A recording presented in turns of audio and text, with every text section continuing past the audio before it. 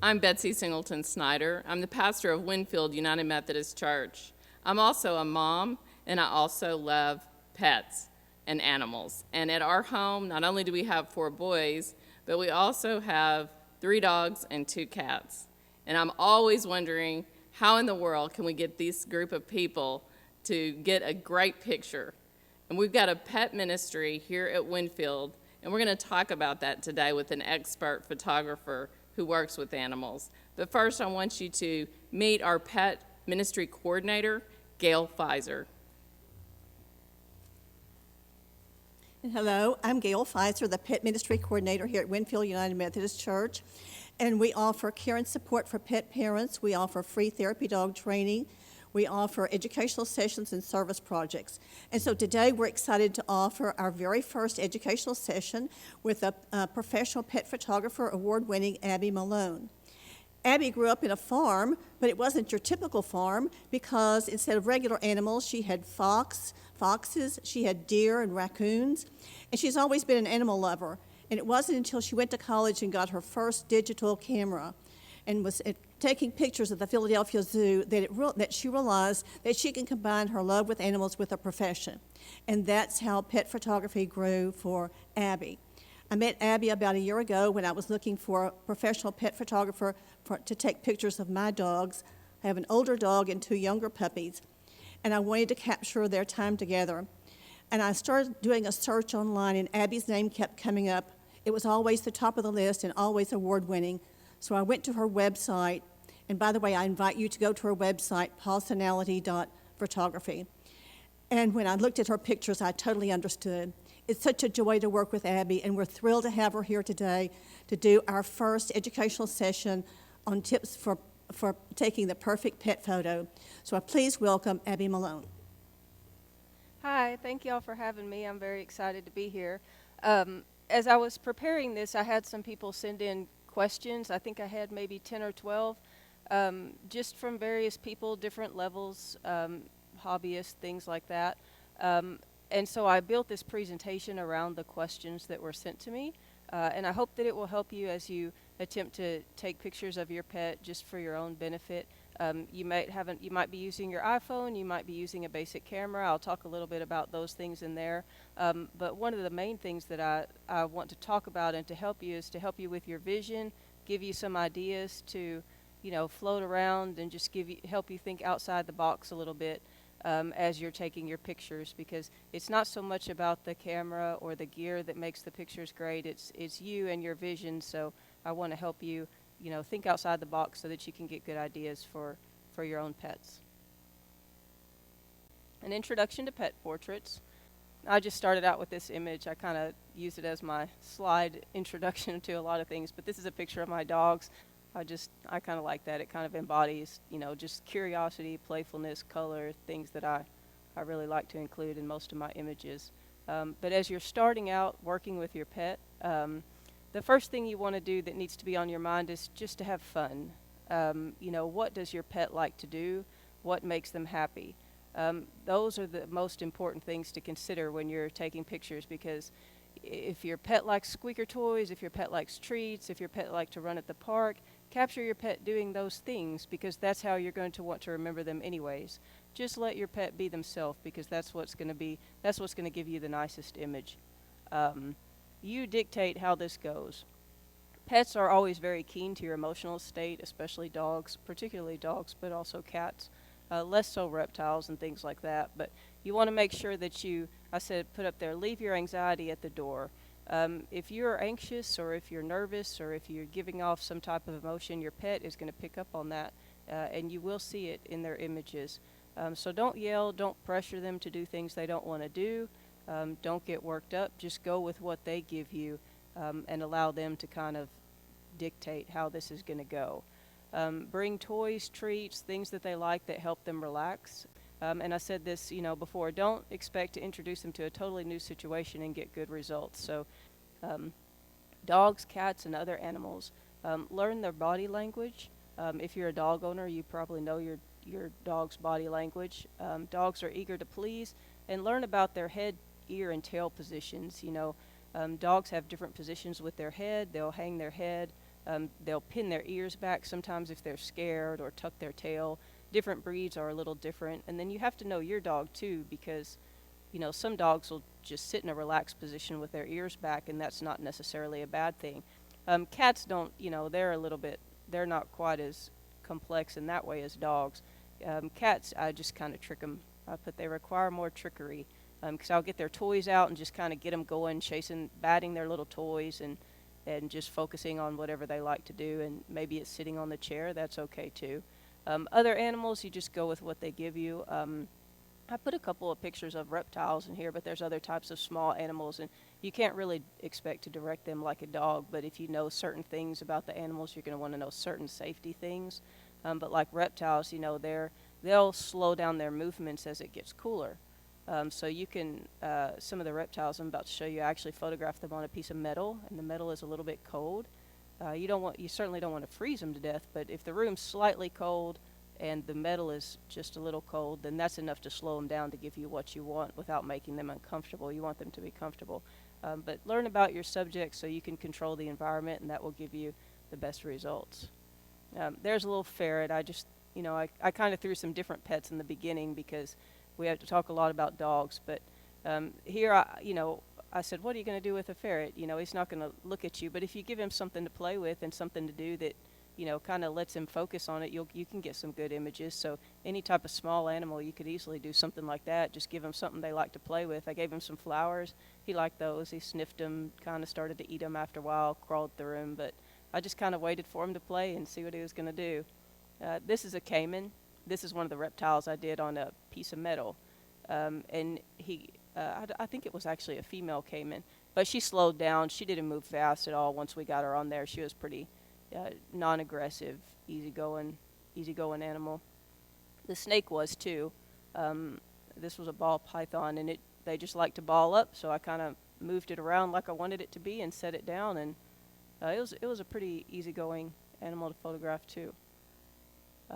Basic gear. This was one of the questions I had. You can easily use a camera or an iPhone. Learn about your iPhone when you're, a lot of people don't know this, but you can change the focus of your iPhone. When you pull it up and just open it, you don't have to accept the exposure in the picture that gives you. I always click on the subject and it will expose for the subject with the iPhone. You just click right there on the screen. The iPhone does give quite a few options actually, just for, basic pictures for your pet at home. But someone asked, what is a good lens and a basic camera for beginners?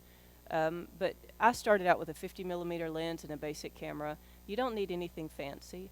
50 millimeter is a very versatile lens. It's a good viewpoint. You can get some kind of candid, natural shots. It's not a zoom lens, so I was always moving closer and farther from the subject, which is fine. You just get used to it. A tripod, a lot of photographers these days, they don't necessarily, they think a tripod is kind of dated. I use a tripod a lot, and I think it's very important. You can also make a tripod, like if you're laying on your belly, which I do sometimes.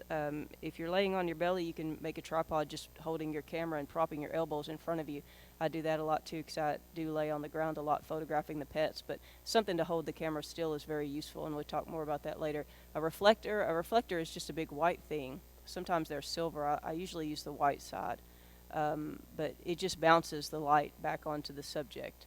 A flash, you can get a flash if you want a flash. A lot of times inside I'll bounce that off the ceiling, just point it straight up at the ceiling.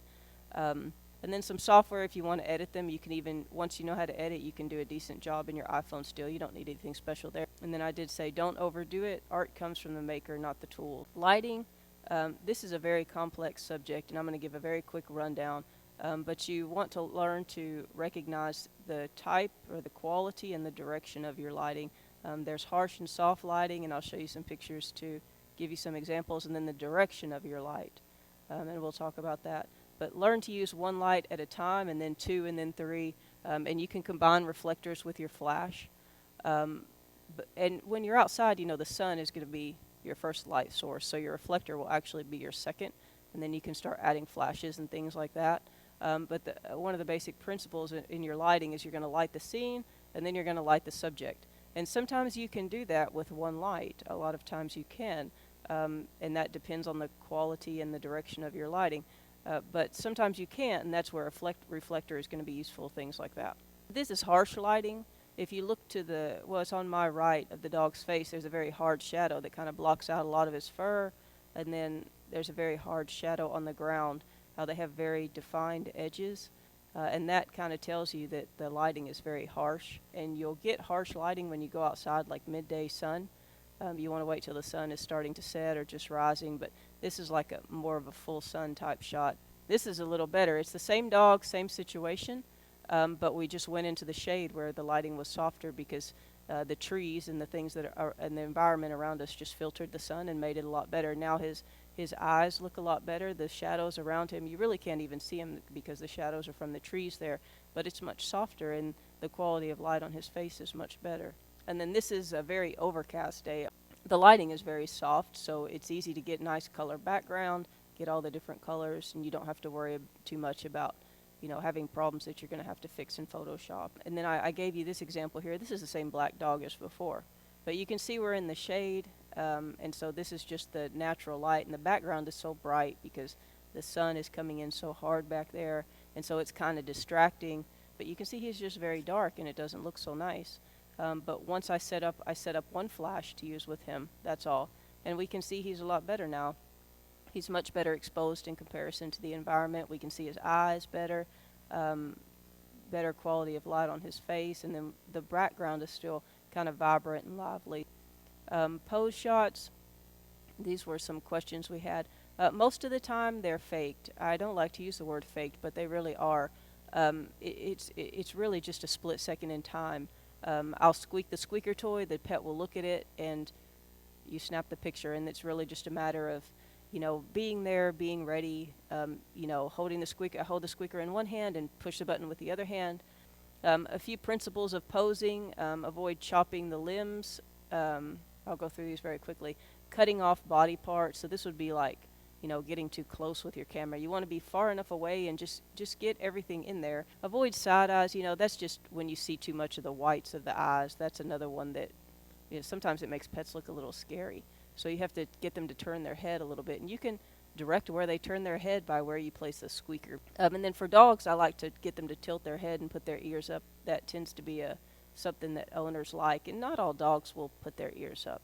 And then here's just some different pose shots I did, and if you look at the light, I like to use the windows when I'm inside, but you can see that the light is just coming diagonally down from the window across his face, and it's very pretty. He looks happy there, like he's relaxed. And we can see his tail. If I zoomed in too much, we would have lost his tail, and a lot of times owners like to see their pet's full body, their tail and all that stuff. So when he sat down, I kind of get his feet right and curl the tail a little bit so that it comes around and you can see it. So those are just things to think about. This was an old dog, just looking at its owner, and it's a pond in the background actually, but it brought some nice color. Greens, blues, the yellows kind of blend with the oranges in his eyes. Another dog here. This is a standing pose shot, a Great Dane. I got his ears up, his head's turned, and we see all four legs, so that's something that I try to get when I'm getting full body shots. If you're not careful, sometimes one leg will block the other and they look like they have three legs. So, and then here, this dog, I got a good head turn there. It's just a good classic shot. You can see both his front feet. You can see his back there. And then when they turn their head, I like to be able to see both eyes. Oh, and then these dogs, so cute. They got tired. I like to get dogs when they're getting tired and they just want to lay down and chill out. And then this was a German Shepherd. This was a closer head shot, so when I'm doing it, I do like to do close-ups for people. And then I like to get them a little bit below the shoulders when I'm getting a head shot there, and then we got both eyes. So this is a good close-up that the owner can see all the details of their face, and it will provide them a good memory of their dog and exactly how they looked. And then cats, you know, cats don't sit still for pose shots. I had that other picture of a cat, but I put this in here because it's an example of, you know, we were just taking this toy in and out of the frame, and this is why you want to have a tripod. I set my camera on the tripod, and we have somebody taking the little cat toy in and out of the frame, and the cat's playing with it. And you'll have split seconds when you take the toy away or this or that they put their paws down and kind of look at you, and you can see the toy still there in the top right of the corner. I would Photoshop that out or crop that out. I haven't messed with this image too much, but here I just placed him by the window, and we had good lighting on this couch. This is a couch he likes to sit on, and we had him going, playing with his little toy, and I took some frames, and We waited till he put his foot down, and it was, a split second that he looked at me, and we got a nice pose shot of him just sitting there on the couch. And again, we got the tail in there, the legs, the ears, whiskers, all of that good stuff. And then here's a little video, and it doesn't have any sound, but I made it just so you can kind of see how quickly, if you watch for the flashes, you can see this dog's not sitting still at all with its head. It's moving around. Its body's still, but it's just a split second, and you can get something still that's very nice, a classic shot of a dog sitting there.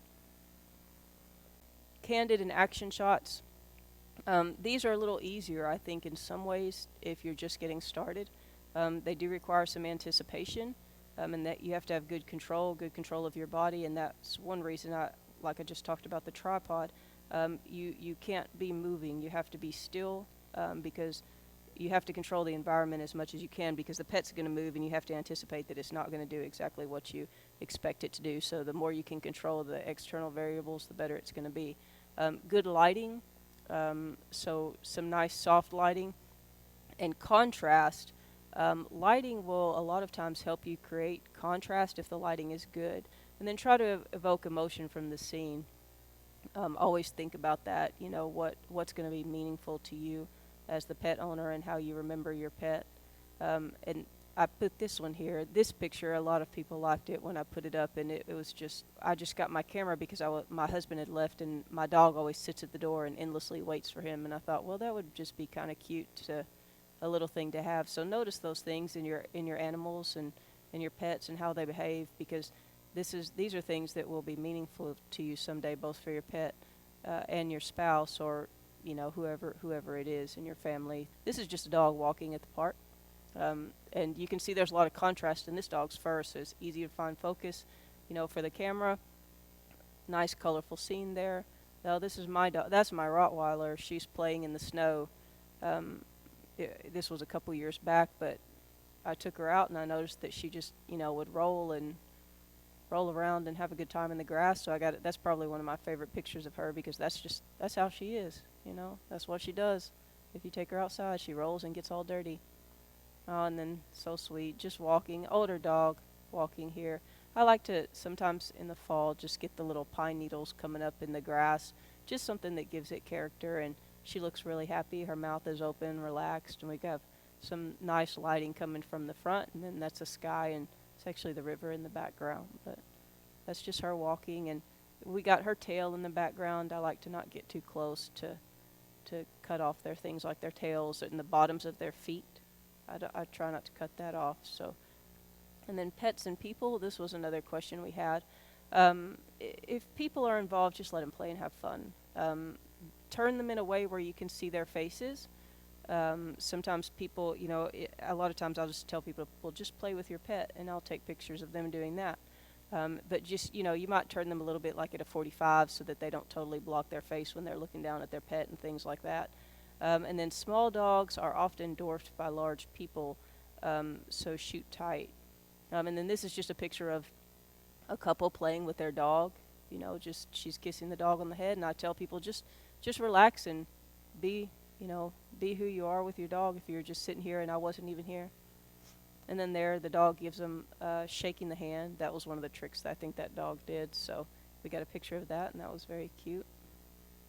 And then here's a boy with his dog. This is the older dog. I showed it before, but it just really captured a bond between the two, so I really liked that. This is my daughter here and her cat, but this is an example of a close-up. There she's hugging the cat again. So she really likes the kitty. Locations, this was one of the questions that came in. Just kind of think about what you're going for. Do you want something classic? If you go back and start to look at classic art and old masters, paintings of dogs, you might decide that you like that, or you might want something modern, scenic. Always put the pet's safety first. Avoid busy streets. If there are a lot of distractions, the pet is definitely not going to look at the camera. Now, sometimes I'll use a distraction to my advantage because they'll look at the distraction if it's behind me and things like that. But if your pet doesn't go out and you take it to like a busy street, like I said before, that's kind of going to be a recipe for frustration for everybody, and possibly dangerous. Look at the color wheel. That'll give you some options on coordinating colors, like if you want to coordinate the dog's fur with some backgrounds, like maybe if you're doing a city scene and you see some, some people like to use graffiti or just the colors of the buildings in the background. That'll give you some options. Try for colors, like I just said, that complement the pet's fur and don't blend in. But to the contrary, avoid things that are overly distracting. Or things, if you want something timeless, avoid things that are going to make it look dated. And you can think about clothing if you're dressing with your dog, things like that. And then for studio shots, you can they make backdrop paper. That's probably going to be the cheapest, or even a felt blanket. I like to use those with dogs. Felt blankets are good backdrops, and then the animals will sit and relax on them real easily. So those are always very useful. This is my poodle again, and he always does this. He kind of rolls around on the bed and just covers himself in, I guess, all the smells on the covers. But anytime we go to a new place, and we had gone to a new place, and I kind of noticed he was doing this on the bed, and I said, well, I ought to get a picture of him doing that, because that's just how he is. He looks like he's having fun, and this is him at the beach. So he loves that Frisbee, and it's since been retired, but he took that thing everywhere. This is just my dog, Downtown Benton. Sometimes I like to do just something funny. It was actually my husband's idea to get him these sunglasses and the shirt and all that. City scenes can be real pretty. And then this is just a little white dog. This is some graffiti. This is what I was talking about before. Think about the colors of the dog's fur and what would pop against a colorful background. And this graffiti wall is downtown Little Rock somewhere, but it gave a nice just a nice modern feel, like maybe it's taking a walk in the city. Kind of curious. Indoor considerations, I use windows. You've seen a lot of pictures of those. And then when you're indoors, you can go in the middle of the day, because the sun coming through, the window's going to filter some of the light, as long as it's, the sun's not setting right into that window. You'll be all right there. But it can get dark quick inside, so you don't want to wait till the sun's setting, or overcast day is probably not going to be your friend inside. And then use a reflector or bounce the flash. I tend to take darker dogs outside. If you're not used to using lighting and things like that, just go outside for them to start. That's going to be better. And then studios, I use 3+ lights most of the time. And I'll kind of run through these. This is a variety of indoor shots, but this was a cat in its owner's home. I got a nice close-up so she can see the eyes, nose, whiskers, all of that stuff. And he's just laying by his books there on the table by the window. Cats like to sit by the windows. This is a close-up I got. Different cat. They look similar, but this is a different cat. And I got this close-up for the owner so he could see his eyes and his face. And then this is an example. On the left is the original, and on the right, is a little bit of edits I've done, some textures and things like that. But you can see this cat's just sitting in the chair. And the light's coming in from a nice high direction through the window, so that it gives you can see how it kind of highlights around the edges of the fur. And then I actually pointed the flash at the ceiling. I used a flash on my camera for this one, and I pointed it at the ceiling, and that gave just enough light so that the cat in the chair wasn't too dark while the sunlight was coming in there from the side. And then that's actually the final image. Hopefully it doesn't look too dark on the PowerPoint. But I turned it to black and white when I entered it into a competition, because I thought the lighting around the edges of the fur was really pretty. And this is my dog here. You can see this is just an example of a background choice, but it's got some browns, blues. It's actually a very big backdrop, and I picked a small area from it, but the browns complement his eyes. And then black dogs, they're never purely black. Sometimes they're kind of reddish black or bluish black. You can see his fur is kind of blue. It has some blue highlights in it, and it picks up the blues from the background. So that's one way you can use color to kind of complement your black dog and make it pretty. This is an example. I probably used 3 lights and 2 reflectors in this picture. And this, I like to do profile shots, but you can see how the light just kind of glows around his fur, and he's actually looking at my husband. And you can do that if you have a family member that your dog likes, maybe your child. This is a good idea. I always like to capture dogs looking at their owners, because it's a look that the owner is used to, and they're going to really appreciate, something that they're going to want to remember. And so that's one of the reasons I really like this picture, is just because I know that my dog is looking at my husband, and he always liked him. They were buddies. Outdoor considerations. Pick a fun, safe location. We've kind of talked about that. The hour or 2 before sunset is going to give you the best directional light, because the light's going to be coming from the side. It's going to be a little softer. Mornings are good if you like to wake up early. I don't, but maybe as the sun's coming up, that's a good time if you like that. Choose a location where there's a lot of distance and open space for blurry backgrounds. Someone asked about that. If lens requirements for blurry backgrounds, you will have to study depth of field for this, but what it comes down to is your distance to the subject and then your subject's distance from the background. So you need a lot of distance, and then there are technical requirements for your lens, like shooting at a very shallow depth of field, and some lenses, the more expensive ones, the wider they go, and that's what's going to blur the background more. And then light and color for a black dog, we talked about that. And here's just some examples. This is my backyard. It's not very pretty, but I was able to use a longer lens, and so they give you good compression, and that's what blurs out the background. It's just grass in the background, but it looks green. And then here's another example of my black dog at the park. The sun setting is coming from the side, so it kind of highlights the edges of his fur and around his head there. And then I just picked up some trees in the background that I knew I could make kind of blurry and not be too distracting. And then you can use your home too. This was this girl's garden, and she did a good job dressing, because the blue in her outfit looks really good with her dog's blue eyes. I like that. That was her, all her though. That was a good job. And I just had her kneel against her dog, and this is another example of a close-up. It's a bigger dog, but you can get very close, get their heads together, and the dog's going to be very relaxed when she's hugging him.